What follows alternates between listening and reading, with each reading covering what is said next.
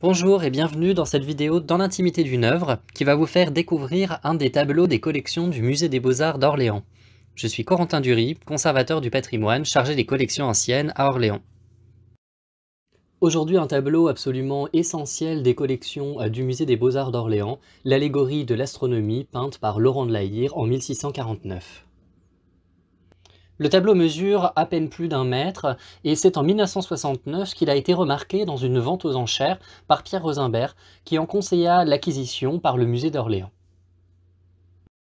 Cependant, ce n'est qu'en 2019-2020 qu'une restauration fondamentale a été entreprise sur ce tableau dans les ateliers Arcane à Paris, après plusieurs interventions qui s'étaient limitées à des légères retouches et surtout des nettoyages partiels, se concentrant surtout sur la figure et laissant l'arrière-plan de plus en plus derrière une couche de vernis et une couche de repeint qui créaient des discordances au sein de la toile et ne permettaient plus de juger la véritable qualité de cette œuvre.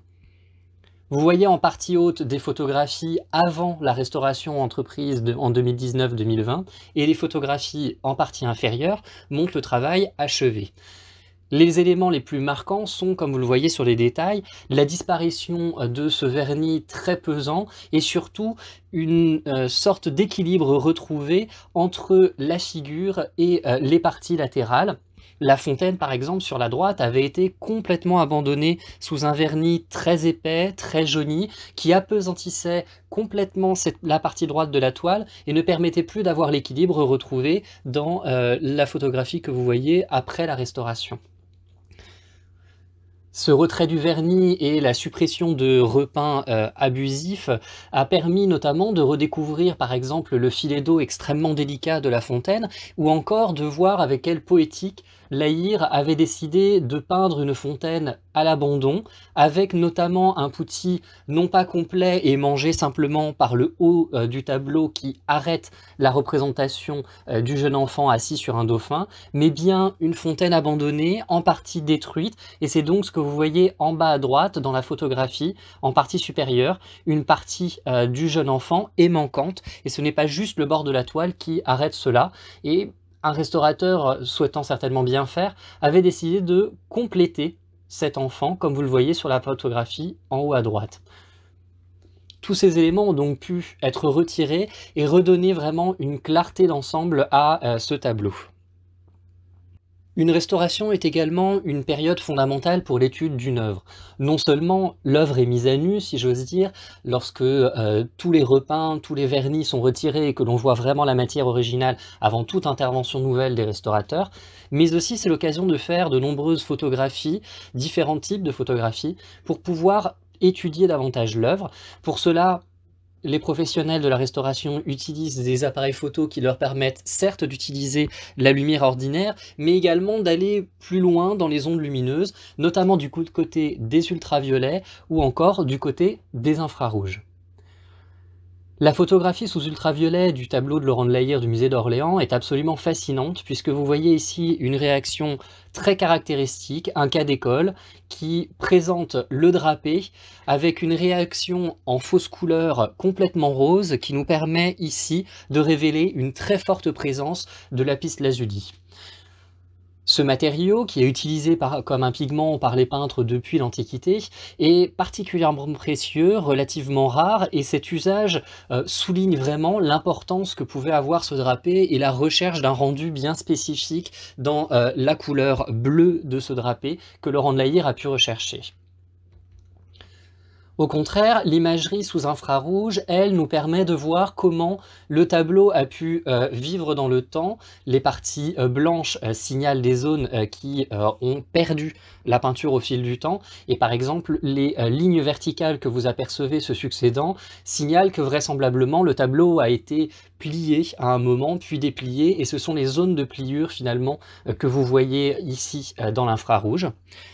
Mais plus important encore peut-être, la photographie sous infrarouge permet de révéler différentes étapes de la création du tableau. Regardez par exemple comment la main a été modifié en cours de construction de l'œuvre. Le peintre l'avait dessiné dans un premier temps un peu plus haut, les doigts plus écartés, et c'est cela que l'on retrouvait dans la photographie en bas, une fois le nettoyage complet de l'œuvre. Bien sûr, tous ces éléments qui remontent à la surface, puisque avec le temps, la peinture vieillit et devient de plus en plus transparente, gênait quelque peu à la lecture de l'œuvre, et sans pour autant complètement dissimuler ce repentir, il a été décidé, comme vous le voyez dans la photographie de droite après la restauration, de légèrement atténuer ces marques d'un changement de composition pour garder toute la clarté de l'œuvre. De la même manière, on retrouvait la mèche de cheveux à l'origine bien plus sur la gauche qu'elle ne l'est aujourd'hui. C'est ce qui a été particulièrement révélé une fois de plus avec un repentir qui était visible de manière sous-jacente sur le buste de cette femme représentant l'astronomie. Et là encore, puisque cette mèche visible par transparence donnait l'impression d'un tableau finalement sale et d'une poitrine très sale, a été là encore légèrement atténuée par les restaurateurs pour ne pas gêner complètement la lecture de l'œuvre, mais malgré tout laisser visible ce changement dans la composition. Enfin, dernière révélation liée à l'imagerie infrarouge, on retrouve pour le drapé sur les jambes de la figure un premier tracé qui a été modifié en cours de réalisation, et vous voyez ici dans ce détail de l'infrarouge la superposition des deux drapés. Le tableau, une fois nettoyé, est absolument éblouissant. Le bleu, obtenu à l'aide de lapis, est absolument rayonnant, il occupe toute la place du tableau, mais grâce au nettoyage complet de l'œuvre et non plus seulement partiel, on retrouve l'équilibre d'ensemble absolument parfait qui donne de la profondeur à l'œuvre avec l'ouverture sur un paysage au fond à gauche, une clarté et une présence très forte de la représentation de la fontaine sur la droite, avec cette élégance du léger filet d'eau qui capte la lumière dans cette fontaine. Mais surtout, peut-être la plus grande révélation lors de ce nettoyage, c'est la nature morte au premier plan sur la gauche, qui, derrière un vernis jauni, était complètement appesantie et finalement disparaissait presque au niveau du regard, puisque elle était dissimulée dans une sorte de masse générale qui entourait la figure. Cette fois-ci, la nature morte réapparaît complètement, joue vraiment son rôle structurel dans l'œuvre, et on retrouve toute la délicatesse de la touche de Laïr qui n'hésite pas à donner vie à tout un tas de détails. Regardez par exemple la tranche du livre qui n'est pas simplement représentée lisse sur la gauche, mais au contraire une tranche de livre avec des papiers qui dépassent, des pages qui sont un petit peu cornées et qui viennent capter la lumière d'une manière un petit peu différente que leurs voisines. Tout cela donne véritablement vie à un tableau caractéristique de ce que l'on a baptisé l'atticisme parisien. Toutes ces caractéristiques, cette élégance, cette pureté presque blanche de l'ensemble de l'œuvre permettent d'ancrer vraiment ce tableau à l'intérieur de ce que l'on a appelé l'atticisme parisien, et qui a été étudié notamment lors d'une exposition intitulée « Éloge de la clarté, un courant artistique au temps de Mazarin », dont le catalogue a été publié en 1998, une exposition du musée de Dijon et du musée du Mans. Dans ce catalogue, on rappelle que l'atticisme est un des courants de la peinture française du XVIIe siècle, qui s'ancre surtout dans la période où Anne d'Autriche et le cardinal de Mazarin sont à la tête de l'État, soit entre 1642 et 1661. Une période donc, les années 40, les années 50, où un groupe d'artistes comme Laïr, Le Sueur, Champaigne ou encore Baugin, un artiste originaire de Pithiviers proche d'Orléans, et dont le musée possède plusieurs tableaux, s'ancre vraiment dans une peinture extrêmement raffinée qui fait, comme le donne le titre de l'exposition citée, une éloge de la clarté. Et la manière dont Laïr ici traite son allégorie et surtout donne toute cette importance à ce bleu quasiment électrique, tout cela permet vraiment de confirmer et d'ancrer ce tableau dans le mouvement de l'atticisme. S'il est tentant de regarder cette œuvre absolument exceptionnel, de grand format, comme une toile de chevalet indépendant, en réalité, il ne faut pas oublier qu'il ne s'agit finalement que d'un fragment d'un ensemble complet qui avait été créé par Laïr pour un lieu spécifique et que je vous propose de redécouvrir.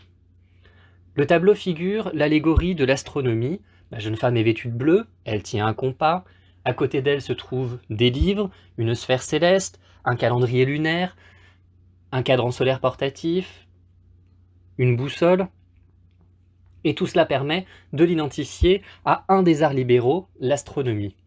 Mais cette toile n'est pas seule dans le corpus de La Hire. On a pu retrouver les 7 arts libéraux, notamment à l'occasion du grand catalogue La Hire qui a été fait par Pierre Rosenberg et Jacques Tullier dans les années 1980.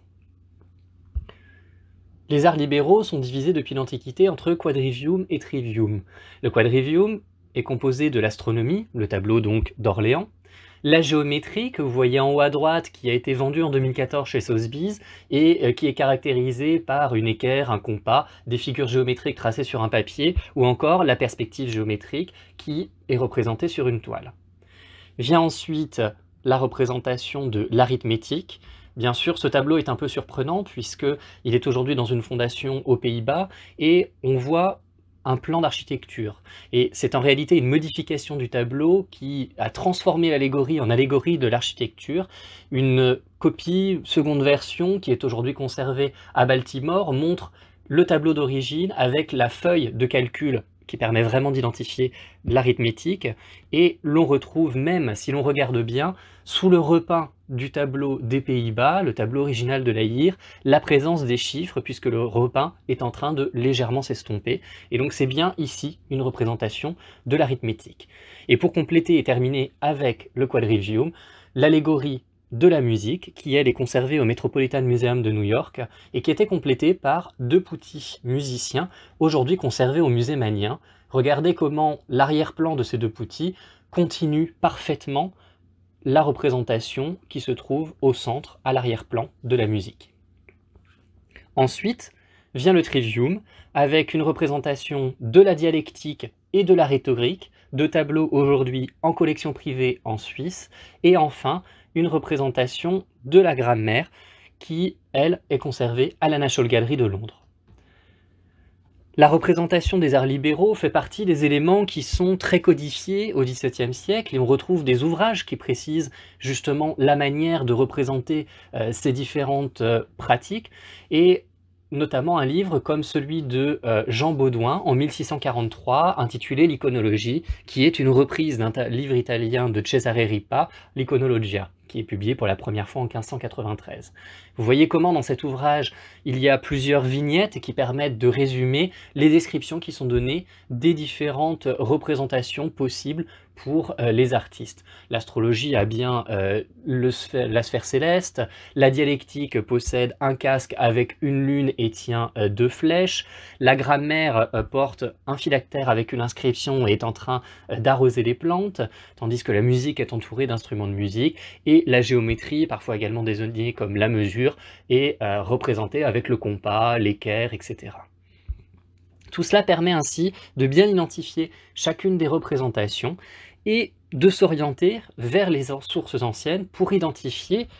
d'où peuvent provenir ces représentations cohérentes des arts libéraux. Si l'existence de certains ensembles décoratifs attribués à La Hire ont parfois été remis en cause, l'existence d'une chambre des arts libéraux est absolument certaine. Non seulement les tableaux ont tous été conservés, mais en plus, il existe des descriptions du XVIIe siècle qui nous parlent d'une pièce dédiée aux arts libéraux. Le premier à en parler est Philippe de La Hire en 1690, il s'agit du fils du peintre, et son texte a très certainement été la source du texte de Guillet de Saint-Georges l'année suivante, en 1691. Philippe de La Hire signale « Il y a aussi, dans le marais du Temple, dans une maison qui appartenait autrefois à M. Tallemant, maître des requêtes, 7 tableaux représentant les 7 arts libéraux qui font l'ornement d'une chambre. Les figures ne sont pas entières, elles sont grandes comme nature, et ces tableaux sont ornés d'architecture et accompagnés d'enfants. » Cette description très brève nous fournit malgré tout un certain nombre d'informations essentielles. Le lien au tableau que nous venons de voir est fondamental et avéré puisque l'on retrouve bien des figures qui ne sont pas entières, elles sont vues jusqu'au genou, et représentées de taille naturelle. On retrouve également la présence d'enfants, 2 sont conservés au musée Manien, et surtout, on parle véritablement d'œuvres qui font l'ornement d'une chambre, donc qui sont bien destinées à un lieu spécifique, et qui ne sont pas de simples œuvres de chevalet réunies les unes après les autres par Gédéon Tallemant en 1649 et en 1650, ce sont les 2 dates qui sont portées sur l'ensemble des tableaux qui sont tous signés. Pourquoi prendre autant de temps pour livrer cette chambre des arts libéraux? Gédéon Tallemann a gardé la réputation à travers l'histoire d'être un très mauvais payeur, et dans une période relativement bouleversée à Paris, on peut imaginer que Laurent de La Hire livrait les œuvres les unes après les autres en attendant d'être payé pour le travail déjà achevé avant d'entamer un tableau suivant. Et donc c'est peut-être tout simplement pour cela qu'il faut voir une exécution étalée en 2 ans, surtout finalement la livraison de ces tableaux étalée dans le temps pour s'assurer que le commanditaire réglait bien ses dettes. La description est très limitée. On ne connaît pas de gravure, de représentation de ce décor, mais l'on peut par analogie avec d'autres décors, comme par exemple ceux de l'hôtel Lambert exécutés dans les années 1640 et 1650, dont vous voyez ici 2 gravures, imaginer des toiles qui prenaient place dans des lambris, peut-être un peu moins ornées que ce que vous voyez à l'écran, mais très certainement l'intégration des œuvres à l'intérieur de lambris, en partie haute des murs, et qui créait ainsi un décor complètement cohérent pour cette pièce de l'hôtel Tallemann. Finalement, si l'on souhaite avoir des certitudes, il faudrait s'arrêter ici, puisque pas plus d'informations n'existent, aucun plan de l'hôtel Tallemann, aucune description précise de la pièce avec le décor de Laurent de La Hire, donc tout ce qui vient ensuite est du niveau de l'hypothèse. Mais aventurons-nous justement dans 2 de ces hypothèses pour essayer d'imaginer ce que pouvait être ce décor de la Chambre des Arts libéraux par Laurent de La Hire. La première hypothèse, qui a déjà été débattue, est celle de voir une hiérarchie entre 2 séries de toiles. La série des toiles quasiment carrées, qui pouvaient être des éléments de dessus de porte ou relégués dans des espaces moins importants. Et en complément, les espaces principaux, eux, occupés par les toiles oblongues, qui auraient tout été complétés par des figures latérales représentant les poutis, qui possédaient un arrière-plan continuant la scène principale, et surtout associés à des attributs qui venaient renforcer la représentation de l'art libéral du panneau central. Une seconde hypothèse peut être proposée. Le tableau de la musique est moins long, et donc il paraît plus cohérent de le compléter avec des poutis. Les 2 autres tableaux oblongs sont plus longs et possèdent un arrière-plan qu'il est moins simple de poursuivre, comme dans le cas de la musique avec son décor architectural et son orgue, qui peuvent être très facilement étendus sur 2 toiles latérales. Les 2 autres tableaux, par contre, présentent des parentés avec les toiles carrées bien plus renforcées. C'est le cas en particulier de l'astronomie qui, avec l'arithmétique et avec la grammaire, possède des décors cohérents et surtout une harmonie colorée parfaitement unitaire. Regardez comment le bleu est uniquement présent dans ces 3 toiles, et pourtant il est iconographiquement nécessaire de manière signifiante dans l'astronomie uniquement, la grammaire et l'arithmétique n'étant pas spécialement liées à cette couleur. C'est donc volontairement que La Hire a décidé d'intégrer le bleu dans ces 2 tableaux, et l'on trouve ainsi une parfaite cohérence dans ces 3 toiles. On retrouve également une même cohérence entre la géométrie et la dialectique. Alors,